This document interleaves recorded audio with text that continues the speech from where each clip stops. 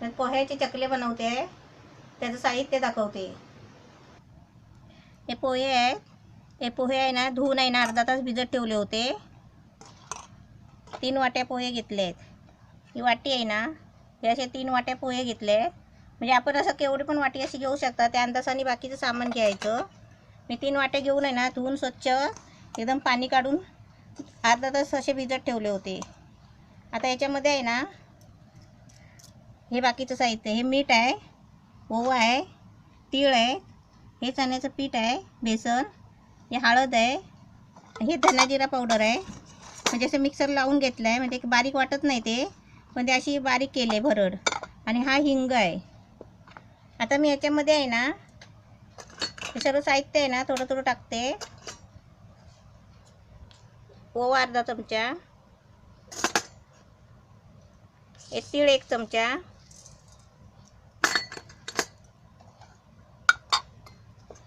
हे धना जिरा पावडर आहे, हे 1 चमचा आहे.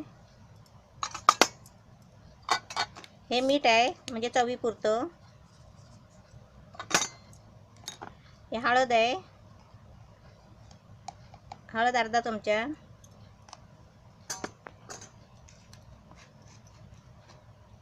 हा हिंग आहे, हा हिंग आहे अर्धा चमचा. हे धना जिरा पावडर अशी आपण वाटून बारीक केली ना तर त्याचा वास जातो. म्हणून आहे ना, ह्याला जाम झाकण मारून ठेवायचं नाही, अशी बनवून ठेवायची. म्हणजे कधी पण अशी लागते ना आपल्याला, म्हणून अशी पावडर बनवून जरा मिक्सरला लावून बारीक करून ठेवायचं.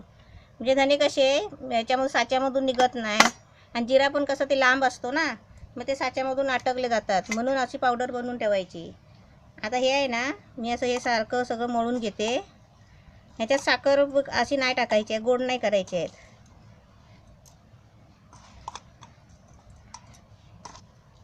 हे असे चांगले आहेत ना, मळून घ्यायचे. हे पोहे आहे ना, सर्व साहित्य टाकल्यावर असे 1-2 मिनटं चांगले असे ना बारीक करायचे त्याच्यातच. आणि नंतर आपल्याला बेसन टाकायचं. म्हणजे हे पोह्याचे तुकडे आहे ना साच्यामधून निघणार नाहीत. त्याच्यासाठी आहे ना ते असं चुरायचं, असे चुरायचे. आमच्या गावाला भात पिकलं ना की आता दिवाळीला पोहे बनवतात नवीन नवीन. उकळी असते घरी घरोघरी पोहे करतात, बनवतात.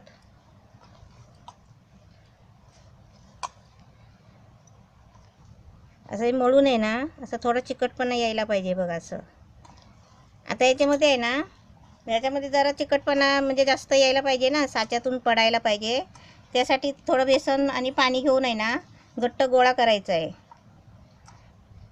हे पाणी आहे, मी पाणी नाही तुम्हाला दाखवलं, विसरली. आता बेसन अर्धी वाटी घेतलं आहे. आता जसं यायला लागेल ना तसं यायचं. म्हणजे जरा चिकटपणा येण्यासाठी गोळा बनायला पाहिजे ना, म्हणून. बघते किती लागतो.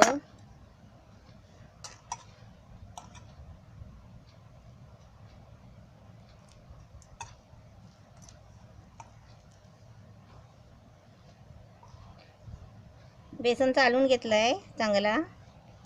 नाहीतर बेसनमध्ये आहे ना गोळे बनतात, म्हणून ते बेसन पण चाळून घ्यायचं पिठी साखरेसारखं.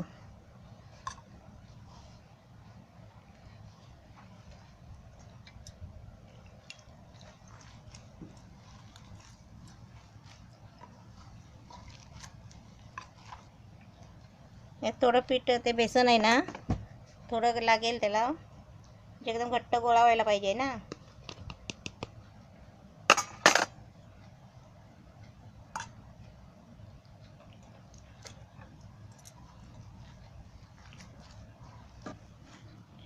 हे छान आता चिकट झालंय पीठ. आता जरा म्हणजे कसं, जरा चपातीचा आपण गोळा करतो ना तसं जरासं नरम करून घ्यायचा.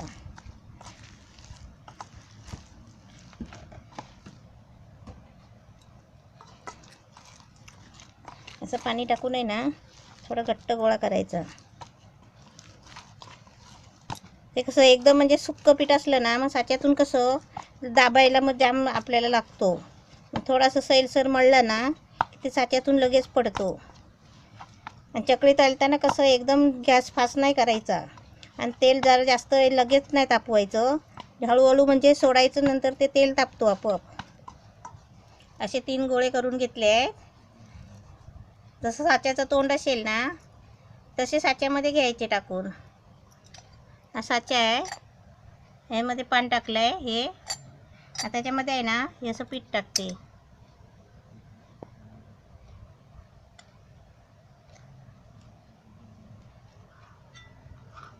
असं साच्याचं तोंड असं बंद करायचं. असे चकले आहे ना पाडून घ्यायचे. ते पोह्याचे चकले आहेत ना, मग ते कसे मध्ये मध्ये तुटतात म्हणून कसे हे सांभाळून बारीक बारीक काढायचे.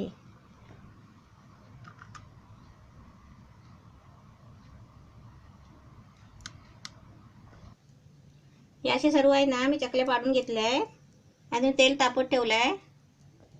तेल तापलं काय बघते, म्हणजे असं थोडासा तुकडा आहे ना तेलामध्ये टाकून बघायचा. म्हणजे तो वरती आला ना मग तेल तापलं.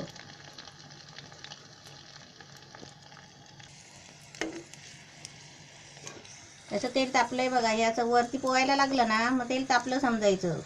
मी असं पहिला तुकडाचा आपण कढईमध्ये टाकला ना तो बाहेर काढून आहे ना तो आपण गॅसवर ठेवायचा. असं शेगडीवर ठेवायचा. आता मी सगळे चकले आहेत ना अशा सर्व तळून घेते.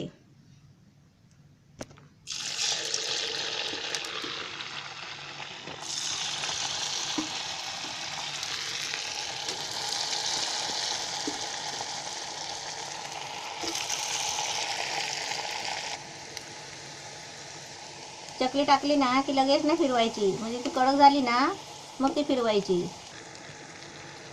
त्याचे चकले आहेत ना हे चरचरत आहेत ना, हे जरा कमी झालेत ना, हे बुडबुड येत आहेत ते. आणि चकली कशी खाली बसते भाजल्यावर, मग अशी बसली ना की जास्त पण नाही बसू द्यायची. हे बुडबुडे कमी झालेत ना मग ते काढायचे. म्हणजे आता हे भाजलेत आहे, आता मी काढते. आणि चकल्यामध्ये कसं साखर नाही टाकली आहे, म्हणजे कसं जिरा आणि धण्याचे असे बोलतात चकल्या, धना जिरा पावडरची चकली पोह्याची. तर तुम्ही कसं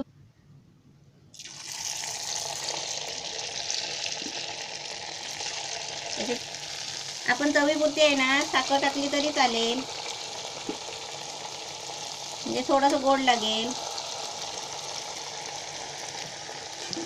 आता सर्व मी असे तळून घेते आणि मग तुम्हाला दाखवते. पोह्याचे चकले चांगले झाले आहेत, एकदम छान मस्त कुरकुरीत झालेत आहेत.